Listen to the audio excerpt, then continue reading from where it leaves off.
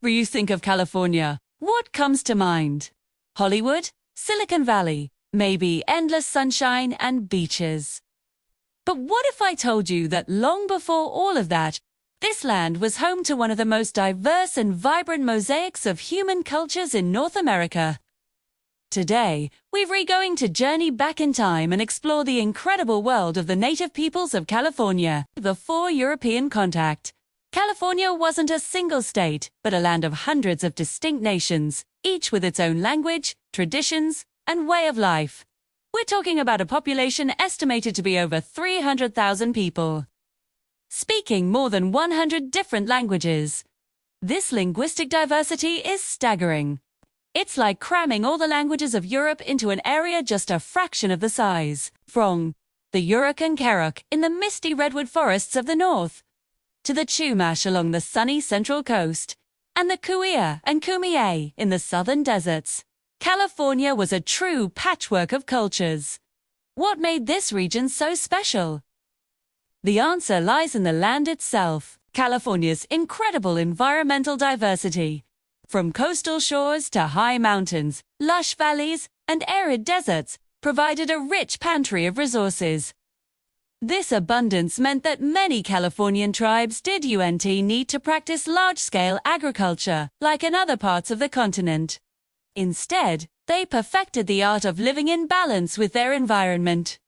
They were expert hunter-gatherers, but that term barely does them justice. They were sophisticated land managers. Take the acorn, for example. For many tribes, like the Pomo and Miwok, the acorn was a staple food, as important as wheat or corn elsewhere. But acorns are naturally bitter and toxic. Native Californians developed a complex, multi-step process to leach out the tannins, turning the acorns into a nutritious and versatile flour. This flour could be used to make bread, porridge, and soups that sustained communities for generations. This wasn't just simple gathering. It was a science passed down through centuries. Their ingenuity didn't stop there. The Chumash, who lived along the Santa Barbara Channel, were master boat builders. They crafted incredible plank canoes, called tumoles, by sewing planks of redwood together with animal sinew and sealing them with a natural tar called yop. These were sophisticated ocean-going vessels, allowing them to fish in deep waters, hunt sea mammals, and establish vast trade networks with the Channel Islands. The Chumash were truly mariners of the Pacific. And what about art and basketry? California basketry is considered some of the finest in the world.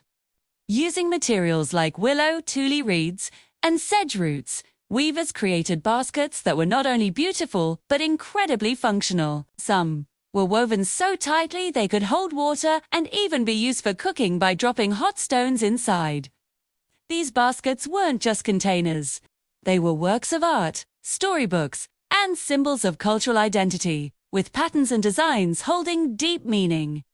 Spirituality and social structure were just as diverse as the languages.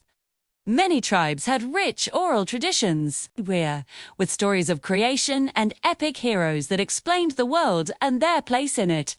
They had complex social systems, often with chiefs, shamans, and ceremonial leaders who guided the community. World renewal ceremonies, like those practiced by the Yurok and Kerok, were elaborate multi-day events designed to restore balance to the universe, prevent natural disasters, and ensure a plentiful food supply for the coming year.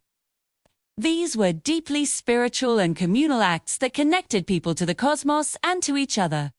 However, the arrival of Europeans in the 18th and 19th centuries brought catastrophic changes. The Spanish mission system, followed by the Mexican Rancho period, and finally the American gold rush, decimated the native population. More disease, violence, forced labor, and the outright theft of land shattered their world. The gold rush was particularly brutal.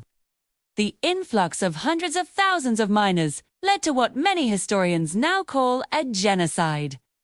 State-sanctioned militias hunted and killed native people, and laws were passed that stripped them of their rights and land. It's a dark and painful chapter of history, one that is too often overlooked. But it is not the end of the story. Against all odds, the native peoples of California endured, they resisted, they survived, and they held on to their cultures with incredible strength and resilience. Today, California is home to the largest Native American population of any state in the U.S. There are over 100 federally recognized tribes and many more seeking recognition. They are doctors, lawyers, artists, teachers, and business owners. They are reviving their languages, some of which were on the brink of extinction. Language immersion schools and master apprentice programs are bringing the words of their ancestors back to life. They are practicing their traditional ceremonies, matching their ancestral lands using traditional ecological knowledge, and fighting for their rights and sovereignty. Modern tribes are vibrant, dynamic communities that are actively shaping the future of California. From advocating for environmental protection to running successful tribal enterprises that support their communities, they are a powerful force. They are reclaiming their narratives, ensuring that the true history of California, in all its richness and complexity, is told. So the next time you look at the Golden State, remember its original story, a story of immense diversity, of profound connection to the land, of incredible ingenuity, and of unmatched resilience. The story of California is, and always has been, a Native American story. Thanks so much for watching. If you found this video informative, please give it a thumbs up and consider subscribing for more stories that explore our shared history. See you next time.